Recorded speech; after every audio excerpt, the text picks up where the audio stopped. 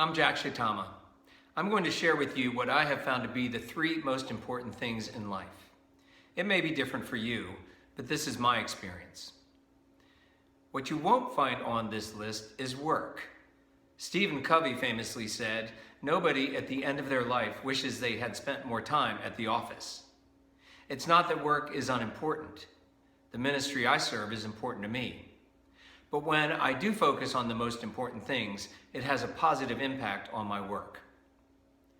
The most important thing in my life is my relationships. As a Jesus follower, that starts with God. The deeper my relationship with God, the more I want to give myself to others to make their lives better. This includes family, friends, my church community, the people I work with, and people in the community, including the least among us. The more I seek to make the lives of others better, the more meaning and joy I have in my life. I think this is how we were created. And as Jesus says in Matthew 25, when we do this for the least among us, we meet him face to face. Next, there is health: spiritual, emotional, physical. The first 2 are directly connected to my relationships. Making my relationships a top priority greatly improves my spiritual and emotional well-being.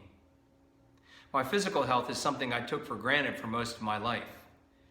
When I turned 37, my brother, who is 11 years older, said to me that he thought 37 was about his physical peak.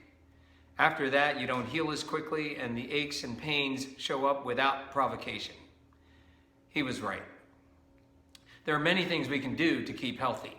Good nutrition, exercise, and sufficient sleep are essential. Even so, illness or injury can negatively impact our lives. Regardless, the rest of life is much more difficult if you don't have your health. Finally, there is time. Everybody gets the same amount of time each day. The use of time is integral to relationships and health. How we use it has the biggest impact on our quality of life. In his book, First Things First, Covey writes about the law of the farm.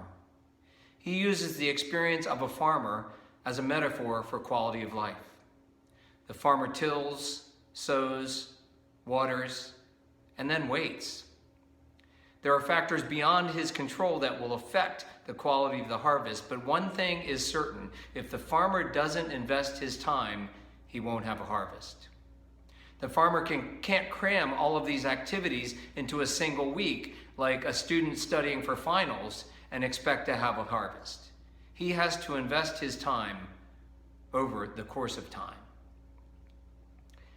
If you don't invest your time in your relationships on an ongoing basis, you won't have any to speak of. Worse, you'll have a crisis or conflict that can drag you down. If you don't invest your time in your health on an ongoing basis, your body will drag you down and you won't be able to accomplish the things that God has in store for you. So what can you do to reorder your life to focus on deeper, more meaningful relationships and better health? How can you be more intentional about the use of your time so you can invest in these things? And what can you do so that God can make you all that you were created to be? Go with God and be with God.